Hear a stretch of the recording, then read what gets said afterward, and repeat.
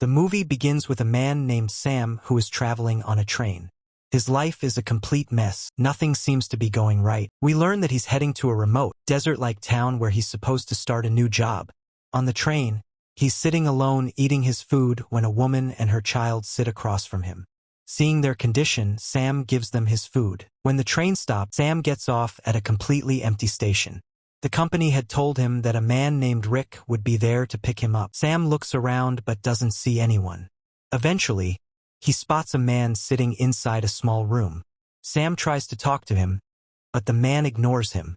Sam asks where the bathroom is, and the man just points without saying anything. Sam gets annoyed but stays quiet and goes to the restroom. While he's inside, someone shouts from outside, "Hurry up, man! Even water costs money here." This is Rick, the guy who's supposed to take Sam to the company. Sam says, "I'm almost done, bro, coming out." They both get into the car and start driving toward the company. On the way, Rick tells him he has to pay $300 for the ride. Sam is shocked and says, "But the company said $200. Rick snaps back, "If you can't pay $300, get out." Sam realizes he doesn't have another option, so he agrees. After a while, the heat becomes unbearable. Sam tries to turn on the AC, but Rick yells, "Don't touch the AC or the engine will die." Suddenly, the car's tire blows out. Rick doesn't do anything and orders Sam to change it. While Sam is changing the tire, he sees one dog killing another, and it terrifies him. Rick walks over and says, "Why are you shaking? This happens all the time." Then he kills the injured dog to put it out of its misery. After fixing the tire, they keep driving. At night, they stop to refuel and decide to camp there. They collect wood, light a fire, and talk. Rick asks, "Why are you going so far for this company?" Sam says, "My life's been hard. I just want to be independent. I believe this job could finally change my life." Rick says, "You're a good guy, but where you're going, people will drain you dry. No honest man survives there." Sam replies, "Let's see what happens." The next day, Sam is driving while Rick sleeps. Because of the heat, Sam quietly turns on the AC, and the engine immediately fails. Rick wakes up furious. "I told you not to touch that." He storms out of the car. Sam follows him and apologizes, but Rick yells, "Shut up! I don't want to hear your voice." Sam walks a bit away to pee, and that's when he sees a shiny rock glinting in the sand. When he looks closely, he realizes it's pure gold. He runs to call Rick. "Hey, come check this out." "Am I dreaming?" Rick comes, tests the rock with fire, and when it doesn't turn black, he confirms it's gold. Excited, both men start digging, trying to pull the rock out. It's massive, too heavy to move. They even tie a rope to the car to pull it, but the rope snaps. They dig all day but can't free it. As the sun sets, Rick warns Sam, "Hurry up and collect firewood. Wild dogs roam here at night. The fire will keep them away." That night, they celebrate by singing and dancing around the fire. Rick hugs Sam and says, "I'll buy you a fully air-conditioned car." Later, they discuss a plan. One of them will stay to guard the gold while the other goes to fetch a digging machine.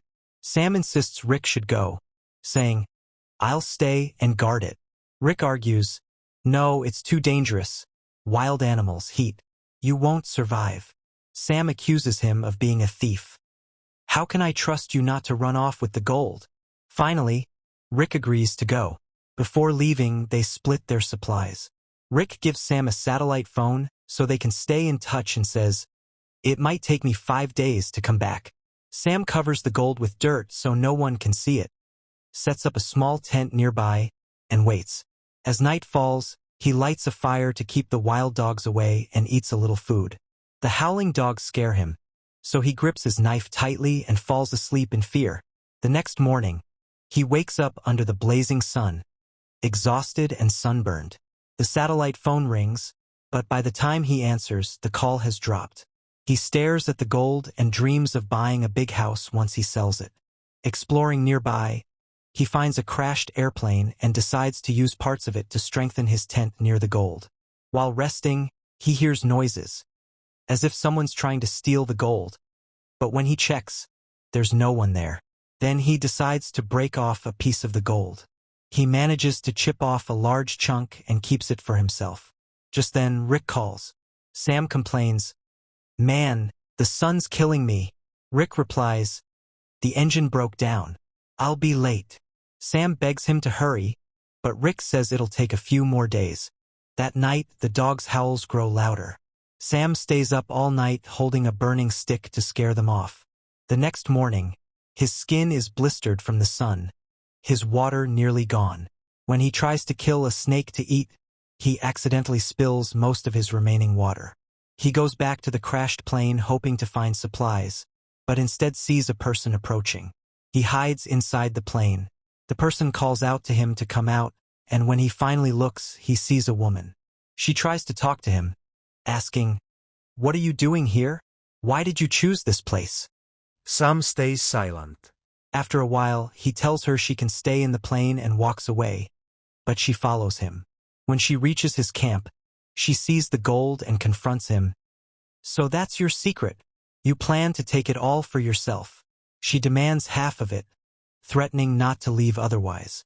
Sam snaps. He grabs a stick and hits her on the head, killing her instantly. Shocked at what he's done, he buries her body. When a wild dog tries to dig her up, he burns the corpse to get rid of the evidence. The next morning, Rick calls again. Sam begs him to hurry because he's starving and dehydrated. Rick says, "I'm suffering, man, but the digging machine is slow. Just a little more time." Sam is losing his mind, hungry, thirsty, and terrified of the animals. One day, he sees a vehicle driving by and thinks about escaping with just one piece of gold. But greed stops him. A massive sandstorm hits. His tent gets blown away. A tree crashes onto him, and a wooden branch pierces through his stomach. Despite this, he falls toward the buried gold instead of treating his wound. He finds a small gold chunk, smiles in joy, and then pulls the wood from his belly. Blood gushes out. He burns a piece of metal to cauterize the wound. The pain makes him pass out. When he wakes up, he starts hallucinating. He sees the same woman he killed. Rick calls again, and Sam shouts, "She's here! That woman's here!" Rick coldly replies, "Whoever found the gold, kill them." Is too weak to move. The woman, or her vision, appears again, offering him water. She says she's looking for her twin sister. That's when Sam realizes this is the dead woman's sister. He lies, saying, "I haven't seen anyone," and tells her to leave. After she leaves, a pack of wild dogs surrounds him. Sam calls Rick in panic, "Please hurry. They'll kill me." Rick tells him, "Hold on. I'm almost there." But the dogs attack and tear him apart. Then we see Rick watching everything through binoculars from a distance. He had already arrived days early in the machine. He was just waiting for Sam to die so he could take the gold for himself. Once he's sure Sam is dead, Rick drives to the gold. But just approaches, an arrow pierces his chest. Him instantly. The archer other than the twin sister of the woman Sam murdered. Title: Implied Gold, 2022. A brutal tale of greed, survival, and betrayal in the desert.